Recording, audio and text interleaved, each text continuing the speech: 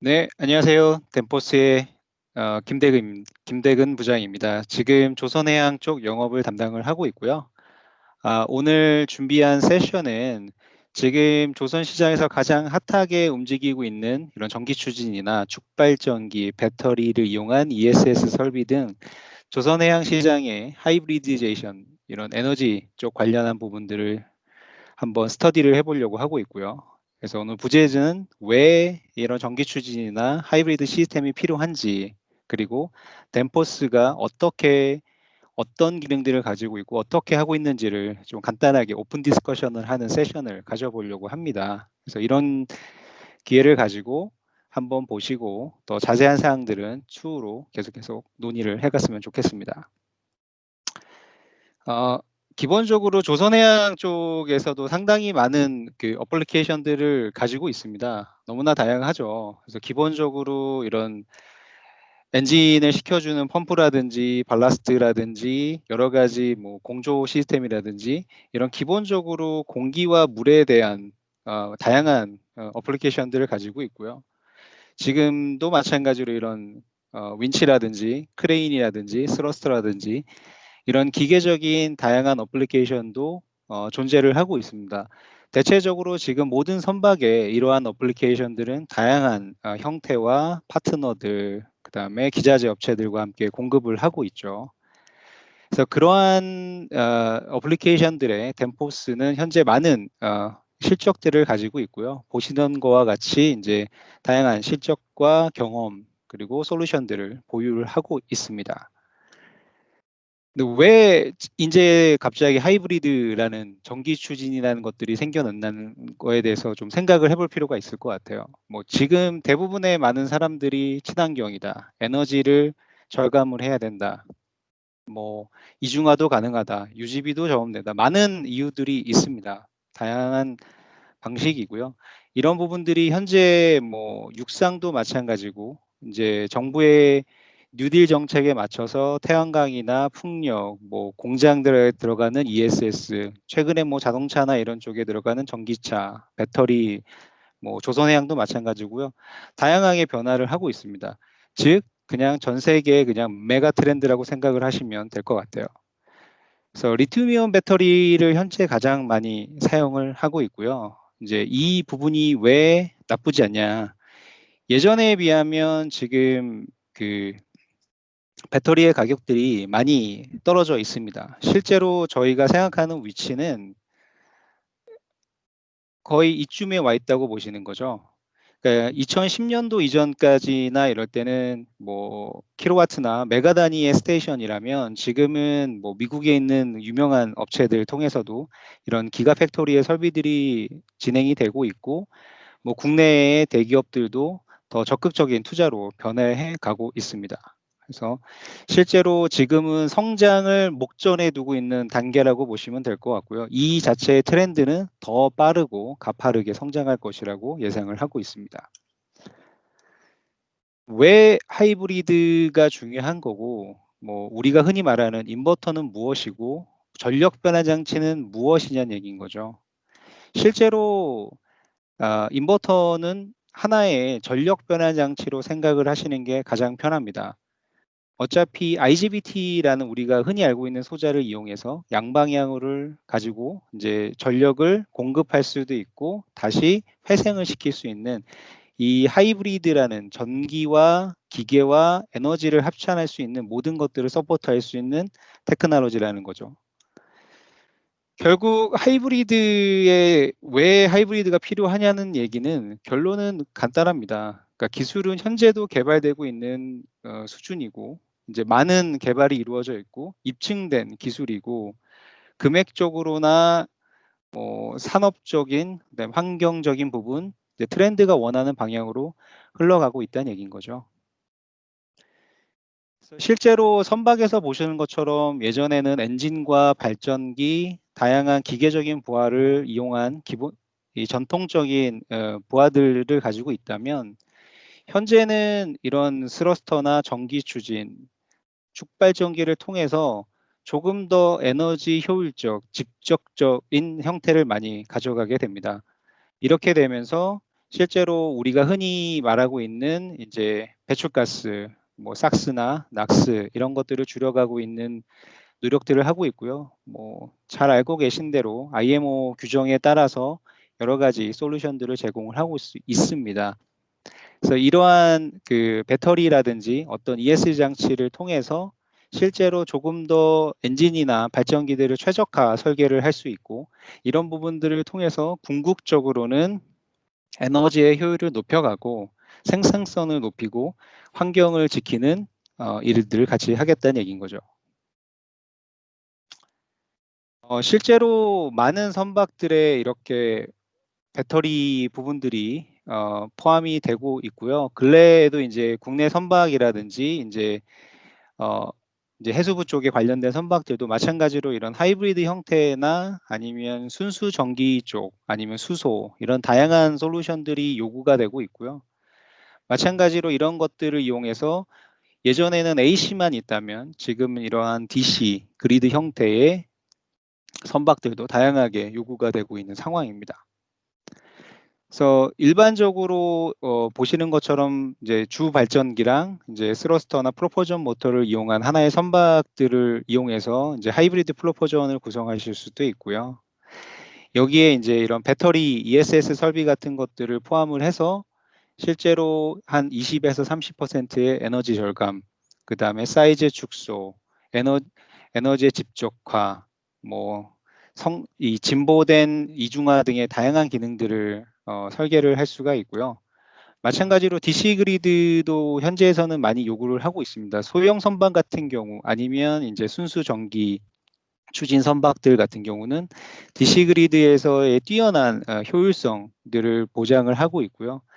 덴포스에서도 마찬가지로 이러한 그리드 컨버터라든지 아니면 DC-DC 컨버터 이런 것들을 이용해서 다양한 배터리와의 호환성, 인터페이스 이런 많은 레퍼런스들을 가지고 있습니다.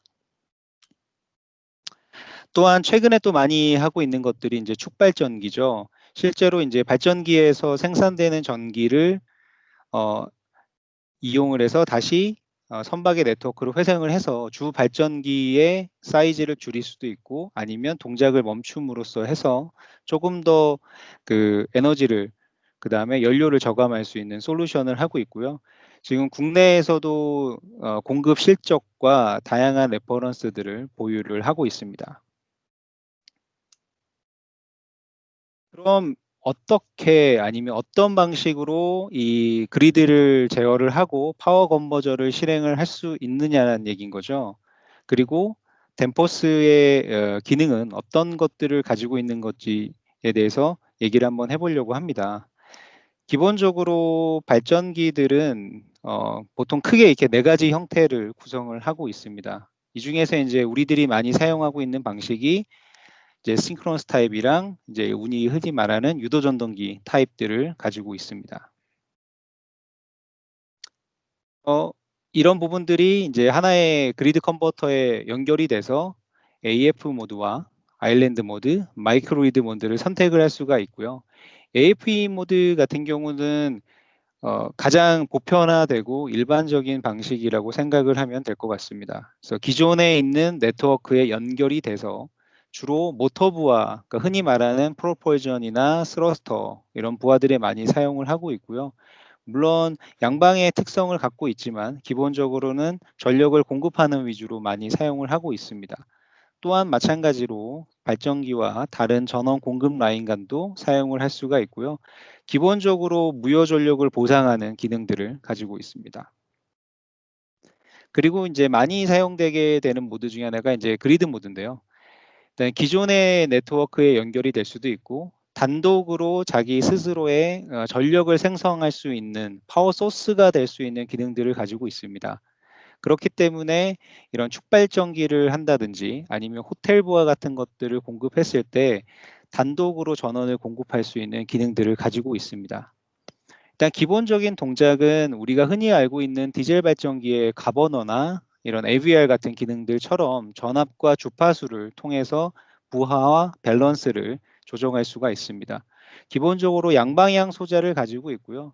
이제 뛰어난 에너지 효율성을 가져서 보다 더 어, 고객의 투자 설비에 대한 금액을 회수할 수 있는 시간을 감소시켜 줄 수 있는 기능들을 가지고 있습니다. 그럼 하나하나씩 쭉 들여다보면 AFE를 먼저 시작을 해보겠습니다. AFE는 아까도 말씀드렸듯이 액티브 프론트엔드의 약자로 흔히 말하는 아페입니다. 기본적으로 컨버터 형태를 가지게 되고요. 별도의 라이센스나 특별한 로직을 요구하지 않습니다. 어, 일정한 AC 전원을 받아서 일정한 DC 전원을 공급하는 것에 목적을 두고 있고요. 조선해양 어플리케이션이나 이런 풍력, 태양광 등의 발전 선비에도 다양하게 사용을 하고 있고, 기본적으로 IEEE 519에서 요구하는 고조파 5% 이내 요구 조건이 필요한 것은 이 하나의 세트로 이루어지는 AF 설비가 기본적으로 적용을 하고 있습니다. 운전하는 방식 역시 되게 간단한데요. AFE 같은 경우들은 아까도 말씀드렸듯이 DC에 일정한 전압을 공급하는 것을 주 목적으로 하고 있기 때문에 전압의 라인에 내가 얼마만큼의 부스팅, 일정한 전압을 생산할 건지를 선택할 수 있는 파라미터가 준비가 되어 있고요. 이런 부분들을 통해서 어, 일정한 전압을 만들고 이 일정한 전압을 가지고 모터를 제어한다든지 그 일정한 전압을 기준으로 아니면 회생을 한다든지 이렇게 선택을 할 수 있습니다. 그래서 이제 고객이나 파트너 쪽에서 초점을 맞춰야 되는 거는 내가 어떻게 이 전압의 레벨을 조정을 할 건지 하나의 파라미터로 구성이 된다는 게 가장 큰 장점입니다. 마이크로 그리드 같은 경우는 조금 더 많은 기능과 설정을 요구를 하고 있습니다. 가장 특징적인 거는 이제 드루핑 기능들을 좀 가지고 있고요. 이 드루핑 기능이라는 거는 이제 다른 발전기라든지 아니면 태양광 아니면 풍력 이런 것처럼 다른 전력 소스원들과의 밸런스, 그러니까 파워 쉐어링을 하는 걸 기본적으로 두고 있습니다. 그래서 실제로 이 유효 전력을 말하는 밸런스를 하기 위해서는 보통 이제 설정을 이런 형태를 가지게 되고요. 좀 설명하기 쉽게 주파수 대역을 50Hz로 설정을 하겠습니다. 보통 우리나라는 60Hz고요. 보통 이제 2에서 4% 드로핑이라는 얘기는 우리가 전력을 주는 부분과 실제로 내가 전력을 설비 쪽에 공급하는 라인 쪽을 선택을 하게 됩니다. 그래서 일반적으로 마이크로그리드가 동작을 할 때는 50Hz 내에서 전력망에 따라서 따라가게 운전을 하게 되는 거죠. 근데 만약에 배터리 쪽에 충전이 필요한 경우 실제로 주파수를 조금 조정을 하거나 낮추면서 언로딩을 하게 됩니다. 즉 배터리 쪽에 전력을 공급해서 충전을 하는 케이스가 되는 거죠. 반대로 전력망을 따라가고 있는데 뭐 갑작스러운 부하의 변동이나 이제 헤비 로드 같은 것들의 동작에 의해서 전력망이 딸린 경우는 자체적으로 전력을 공급하는 형태를 가지게 됩니다. 그래서 이 4%의 드루핑 내에서 내가 얼마만큼의 전력을 공급할 건지를 제어할 수 있고요. 이 자체를 상위 PMS와 함께 인터페이스를 하면서 전력을 보상할 수가 있습니다. 또한 무효 전력을 보상할 수 있는 기능들을 가지고 있고요. 마찬가지로 이 전압차에서 오는 무효 전력을 PID 기능을 이용해서 직접적으로 제어하는 방식이 있고요. 아니면 이렇게 PMS의 인터페이스를 통해서 제어를 해드리는 경우도 있습니다. 내가 상위 전압단에 대한 플러스 마이너스를 설정하게 되고요. 이 전압에 대한 부분을 변경해 가면서 업앤 다운을 진행을 하게 됩니다. 무효 전력 같은 경우는 선박 내에서도 가장 큰 이슈가 되고 이제 어떻게 제어할 건지에 대해서도 많이 얘기들 하고 있습니다. 실제로 여러 가지 발전기나 축발전기들이 돌아가고 있는 상황에서 어느 한쪽의 전압이 달라지게 되면 전압은 높은 곳에서 낮은 곳으로 향하기 때문에 이러한 문제로 인한 이제 밸런스가 깨지게 되는 거고 이 밸런스가 깨짐으로 인해서 한쪽의 발전기라든지 축발전기 쪽에 더 많은 스트레스를 주게 됩니다. 이런 부분들에 대한 보상을 해줘야 되는 기능들이 필요하게 되는 거고요. 아까도 말씀드렸지만 마이크로그리드 컨버터 같은 경우는 덴포스의 OPT D7 카드를 이용해서 자체적인 클로즈로프 제어를 하는 경우가 있고요. 또 하나는 PMS한테 신호를 받아서 이제 AVR이나 가버너처럼 내가 전압을 조정할 수 있는 기능들을 통해서 이 무효 전력에 대한 밸런스를 맞춰갈 수 있습니다. 또한 재밌는 기능 중에 하나인데요. 마이크로리드 컨버터에는 단락 보호 기능들이 있습니다. 실제로 단락 같은 것들이 발생을 했을 때 전류는 급격하게 상승을 하게 되고요. 이런 부분들이 앞에 있는 퓨즈라든지 차단기를 떨어뜨리게 되고 이는 곧 블랙아웃 상태로 전환되게 됩니다.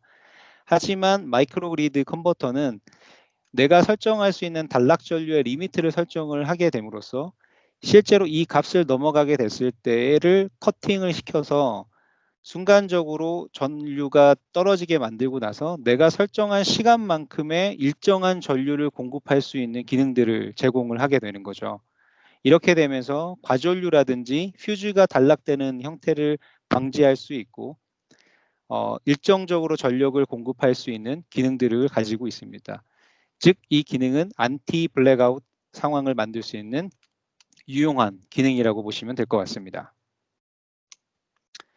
그래서 축발전기를 운전하는 기본적인 형태는 다음과 같고요. 두 가지 형태를 통해서 제어를 하게 됩니다. 그래서 내가 제너레이터를 제어할 수 있는 제너레이터 드라이브, 그 다음에 이 전력이 생성된 거를 선박의 네트워크에 줄 수 있는 그리드 컨버터 형태로 구성을 하게 되고요. 이제 아까 말씀드렸듯이 OPT-D7 덴포스의 솔루션을 통해서 선박의 네트워크를 직접 모니터링을 하고 동기를 마치고 제어를 하는 목적으로 사용을 하고 있습니다. 마지막으로 마이크로 그리드가 어떻게 동작하는지에 대한 예제를 조금 준비를 해봤고요. 실제로 지금 보시는 게 시운전할 때 나오는 그래프라고 보시면 될 것 같습니다. 이제 선박의 그리드가 50Hz를 유지를 하고 있고 순간적으로 축발전기의 파워가 떨어지긴 하지만 인버터가 공급하고 있는 전력은 변화 없이 일정하게 공급을 하고 수 있는 것들을 보고 계실 수 있고요. 마찬가지로 이 DC 전압이 흔들리지가 않기 때문에 이렇게 그리드로 일정한 전력을 공급할 수 있는 형태를 보여주고 있습니다. 마찬가지로 여러 가지 주 발전기와 동기 운전을 하고 있는 형태이고요. 실제로 파워가 더 떨어지게 만들고 주파수를 주면서 이 밸런스를 맞춰가는 동작들을 하고 있는 걸로 이해를 하시면 될 것 같습니다. 마찬가지로 다른 디젤 발전기랑 같이 운전을 하고 있는 중에 이제 메인 발전기가 오프가 됐을 때 자체적으로 전력을 공급할 수 있는 상태로 넘어가는 더 마이크로그리드 컨버터가 더 전력을 공급하는 형태로 변화를 하게 되는 거고요. 실제로 주파수, 그러니까 이 선박 네트워크에 있는 그 전압이나 주파수는 변동 없이 인버터 자체로서의 출력을 즉각적으로 반응을 해서 도와주는 케이스라고 보시면 될 것 같습니다. 그래서 제가 준비한 세션은 여기까지고요. 아까 서두에서도 말씀드렸듯이만 이런 전기 추진 호선에 대한 아이디어를 갖기 위해서 오픈 디스커션이라고 생각을 하시면 될 것 같고요. 조금 더 자세한 사항은 지금 보시는 대표 전화로 주셔서 조선해양팀을 찾아주시면 될 것 같습니다. 이상 덴포스의 김대근 부장이었습니다. 감사합니다.